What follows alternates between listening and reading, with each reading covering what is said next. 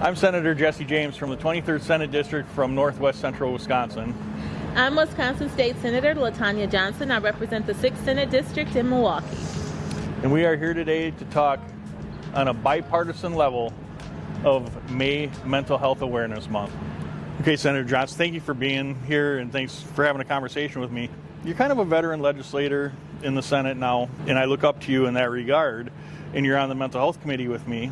How do you deal with the stress of the building? Is there any type of coping that you do? How do you deal with the stress that this job brings to your life? I try to leave the issues that I deal with at work, and I try and make my home life as comfortable as possible. I also live in the Wild Kingdom. I have 8 animals, and that's how I de-stress. That's the best thing that, could happen to me, is to have all of those things that I love so much just waiting for me.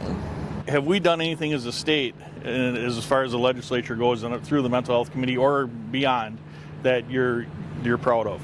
I can see the difference with us dealing with mental health better than we did when I first started in 2013. We're more open about it. People are more willing to have those conversations. Electeds are more willing to have those conversations, which I think is extremely important because in this job, it's all about image. If we are afraid to talk about mental health, then you can't expect the public to be open and welcome to talking about it as well as getting help. Making people understand that it's okay.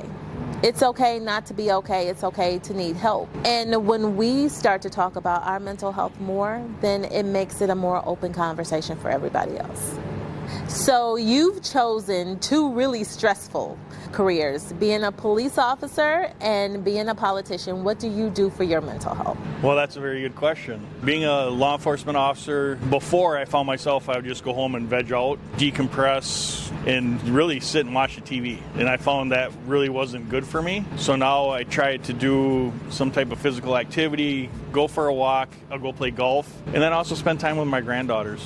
They've been born since I've taken a role in the legislature, and they're my pride and joy. They melt my heart. As soon as they come up and they scream poppers and they come up and give me 2 big hugs, at that point my focus is totally on them, and that helps me de-stress and decompress totally. So, Senator, why does mental health matter to you?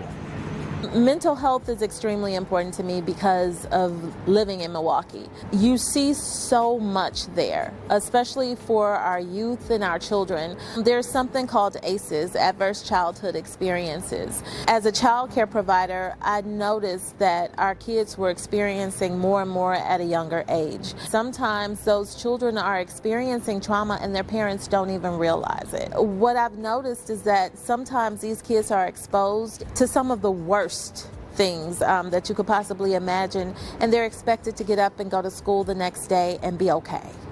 Without any counseling, without any check-ins, they're just supposed to be okay.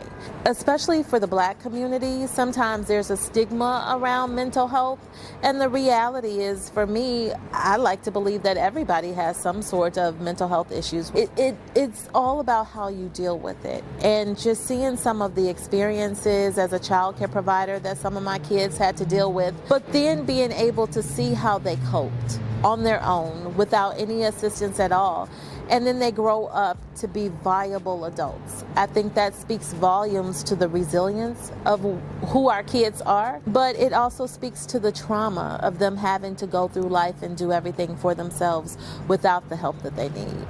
Why is mental health important to you? So mental health matters to me because more so in my role as a law enforcement officer, I've seen and have experienced more mental health issues with our youth today. And I've actually had more encounters since January 2020 when I became a part-time officer, more dealings with our youth than I have with adults. And our mental health within our youth is on the rise, it's increasing, and it's all ages now, as young as 10 years old. I think that's extremely devastating to our state. I think it's devastating to law enforcement, seeing it firsthand, even within my own family, how mental health has impacted my loved ones. It makes me more passionate to fight for mental health and destigmatizing it and just let our children know that there is a way. We have to be more purposeful and intentional in addressing it with our youth and ask them the hard questions. The most difficult question that you could ask anybody is, do you want to kill yourself? Sadly, I've had to do that. As a legislator, I try to educate and bring that type of prevention to our state because we have to be more comfortable today, sadly, in asking that question. So I'd like to thank Senator Johnson for being here today. I think it just goes to show that whatever happens in Milwaukee, a more urban area, the same mental health battles are faced in our rural Wisconsin areas where I live. Showing this as a bipartisan approach to Wisconsin's mental health and two very strong advocates being here and addressing it and trying to destigmatize it and say it's okay to not be okay is extremely valuable to Wisconsin moving forward when it comes to mental health. Happy Mental Health Awareness Month.